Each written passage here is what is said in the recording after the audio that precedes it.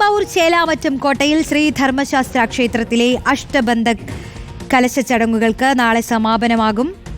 ബ്രഹ്മകലശാഭിഷേകത്തോടെയാണ് ചടങ്ങുകൾ സമാപിക്കുക.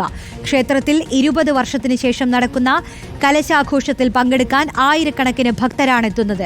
ക്ഷേത്രം തന്ത്രി രാമമംഗലം മനയത്താറ്റ് ബ്രഹ്മശ്രീ അനിൽ ദിവാകരൻ നമ്പൂതിരിയുടെയും ക്ഷേത്രം മേൽശാന്തി ചെറുകുട്ടമന ജയദേവൻ പോറ്റിയുടെയും കാർമ്മികത്വത്തിലാണ് ചടങ്ങുകൾ നടക്കുന്നത്.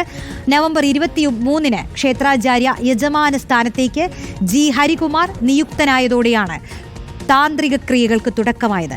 ചടങ്ങുകളുടെ സമാപന ദിവസമായ നാളെ രാവിലെ 9:30-നും 10-നും ഇടയിൽ ക്ഷേത്രത്തിലെ ഉപാസക കാരണവർ സ്ഥാനത്ത് ഊരായ്മ കുടുംബക്കാരുടെ വക നിവേദ്യ സമർപ്പണവും വെച്ചു നമസ്കാരവും നടക്കും. തോലാലിൽ ടി കെ ഗോപിനാഥൻ കർത്ത മുഖ്യ കാർമ്മികത്വം വഹിക്കും. തുടർന്ന് 12:15-നും 1:25-നും മധ്യേയുള്ള മുഹൂർത്തത്തിൽ ബ്രഹ്മകലശാഭിഷേകം നടക്കും. ക്ഷേത്രം പ്രസിഡന്റ് ഗോപി വെള്ളിമറ്റം, സെക്രട്ടറി രഞ്ജിത് കുമാർ തോട്ടുങ്കൽ എന്നിവരുടെ നേതൃത്വത്തിലുള്ള ഭരണസമിതിക്കാണ് ക്ഷേത്ര ഭരണ ചുമതല.